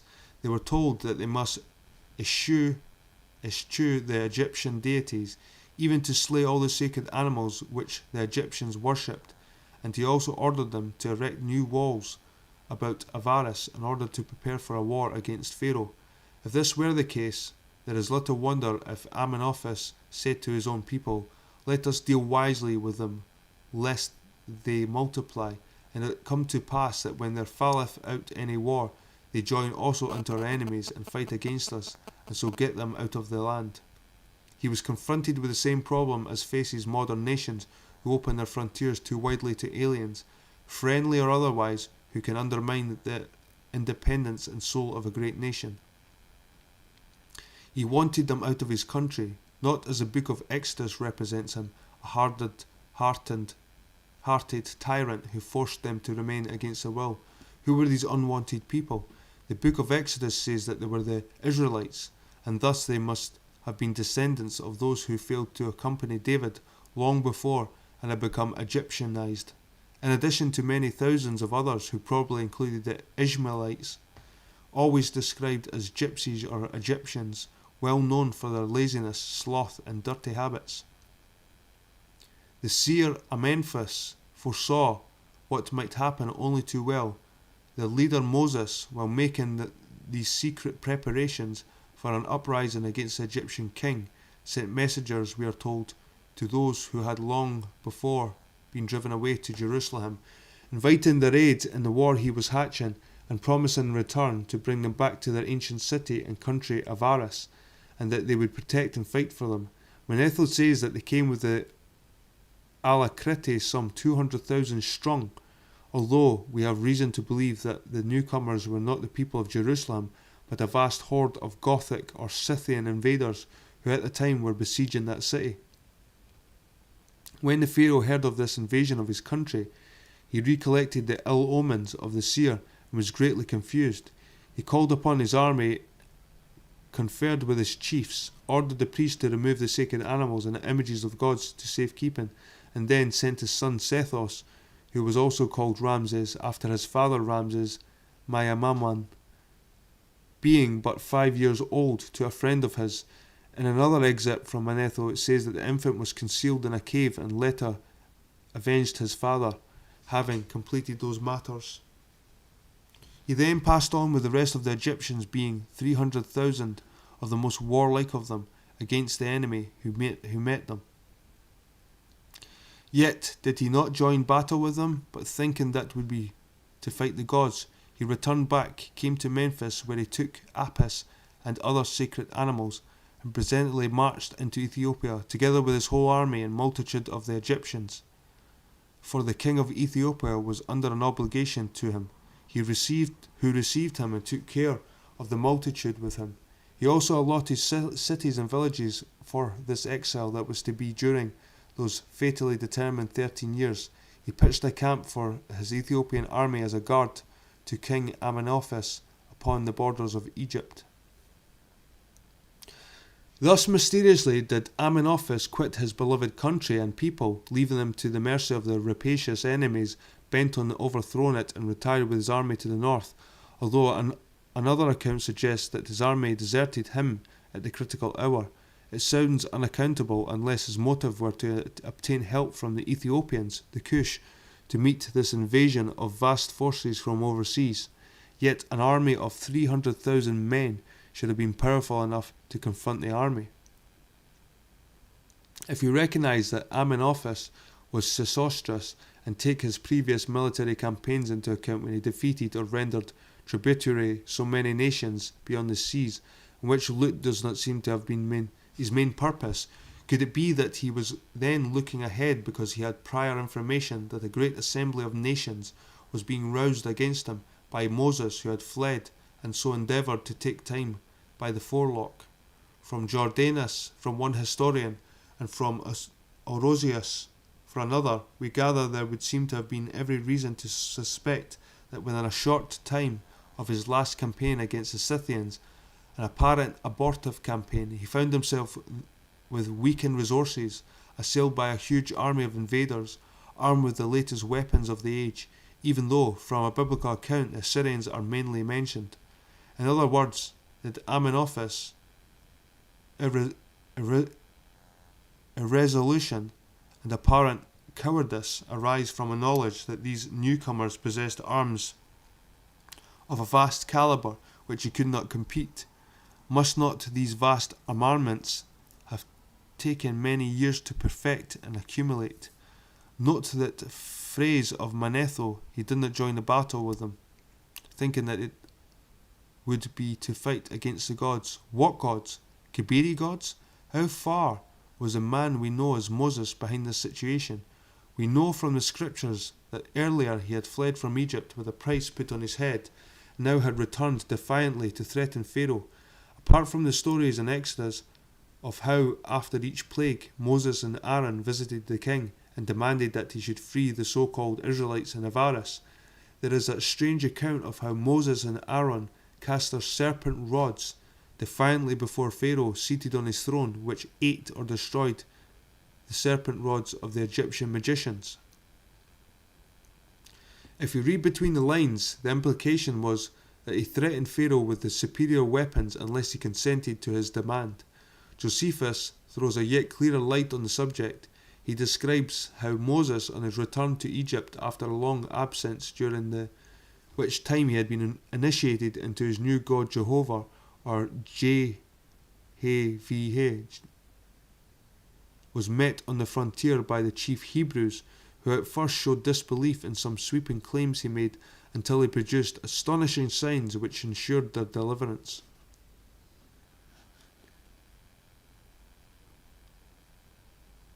What could there have been other than some advanced form of armament? He was led before Pharaoh, from whom he demanded the release of the people he was championing, and to prove his power gave him a similar demonstration. Pharaoh angrily called him an evil man who had formerly run away from Egypt and now returned with deceitful tricks and wonders and magical arts in order to astonish him. His comment may have been caused by chagrin, but the story in Exodus suggests that Moses was able to prove that his magical arts were vastly superior to those of the Egyptians. Not that the Egyptians were without such serpent rods. Is there not a suggestiveness in the account of how Amenophis required to see the gods before he rounded up the unwanted peoples? There is a highly instructive passage of Isaiah where the prophet says, O my people, that dwellest in Zion, Be not afraid of the Assyrian. He shall smite thee with a rod, and shall lift up his staff against thee, after the manner of Egypt.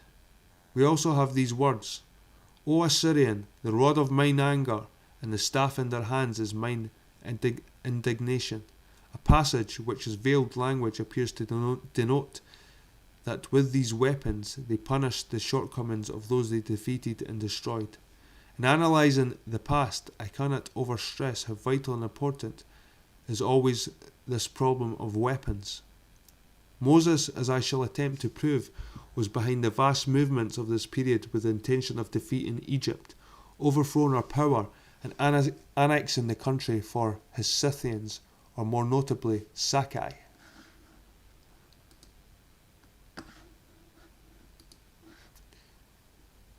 From the foregoing, the inference I draw is that Amenophis realised later that he could not face the impending invasion with any prospect of success, and decided to retire until such time as he could strengthen his arms. In view of this development, the hitherto inexplicable attitude of the seer Amenophis, as previously cited, may be regarded in another light. If it were he, as the text of Manetho suggests, who was to have initiated Pharaoh into the latest mysteries of the underworld activity, and as to what this signified, we have obtained some information. He stood as an hierophant of the secret cult, and the king's object was to ascertain through Ptah, or his human representative, the latest development of the occult science. For did not Seer warn the king that he should be careful not to antagonize the representatives of the enemy's gods, presumably because he had himself learnt the menacing facts about them. So, commencing the 13 years' war and rapine between the gods and the giants described in so many a myth, which directly precede the great catastrophe. It was a war which heralded the destruction of Atlantis, because, as is said in the book of Esdras, the second book is filled with information on the subject of the devices common to the world, added to the earthquakes and uproars of the people of the earth. With the retreat of Amenophis, as told of by Isaiah, the invaders enjoyed a halcyon time. They overran Egypt, pillaged her, demanded heavy tribute from cities, enslaved many, and were accused of savagery and horrid wickedness by Manetho. This wickedness appears to have been the destruction of the images of the gods, and used such as were made of wood to roast the sacred animals which they consumed, and after forcing the priests to become their executioners, ejected them from the country. This is an aspect of the Exodus which does not appear, nor should we expect it to do so, in the scriptures. From the book of Exodus we learn that the Pharaoh, which knew not of Joseph, decided to expel the Hebrews from his dominion. We are told that they were fruitful, increased abundantly, multiplied, and waxed exceedingly mighty, so that the land was filled with them. There arose this king, who said to his people, Behold, the people of the children of Israel are more and mightier than we. And very naturally, it must be said, he preferred their room to their company. If such were the case, the account of refusal to let them go was not in consonance with the story of the plagues and his reiterated refusal to release them, but probably because if released, they would make war on his people, as indeed they did. They escaped in the nick of time. These alleged Israelites, who had bred and multiplied to such an amazing number as to constitute a threat to the Egyptians, can only be explained as the descendants of the original Hyksos, who had stayed behind 327 years previously, who preferred to be subject to the kings of Egypt rather than the march with David to another region. When we are told that the 600,000 persons went out from Ramses with Moses, besides children and a mixed multitude, if they were Israelites, there seems to be no other solution, but it is more than probable they included the Hagarites or Gypsies and many of the invaders. They certainly could not have been the descendants of the few persons who are supposed to have ventured into Egypt in the time of Joseph, only a generation or two back. In any case, Moses wanted these undesirables out of the way for other reasons, and apparently the bulk of them were led to a far distant land. Manetho account is his version of the circumstances which preceded the Exodus, and if his testimony is acceptable, it definitely proves that Amenophis was the pharaoh of that period when the heavens themselves were in a state of chaos by the approaching comet, as shown by the instances of the various plagues, and upset, it would seem, Moses' intentions. It may assist if I give an outline of where these vast hordes were probably led to in the first place. Right guys, I'm going to leave it at that tonight. That's a nice wee marker, the wee stars across there. So what page was that? 171. I'll write that down. Right guys, so I'm getting through this book. It's, like I said, it's still pretty interesting to me, and I'll probably do a couple of videos in between these book reading, but I do want to finish this book. Anyway guys, I'm going to check out Vlad, see what he's up to, and I hope you all have a good night. I'll see you in my next reading. See you later.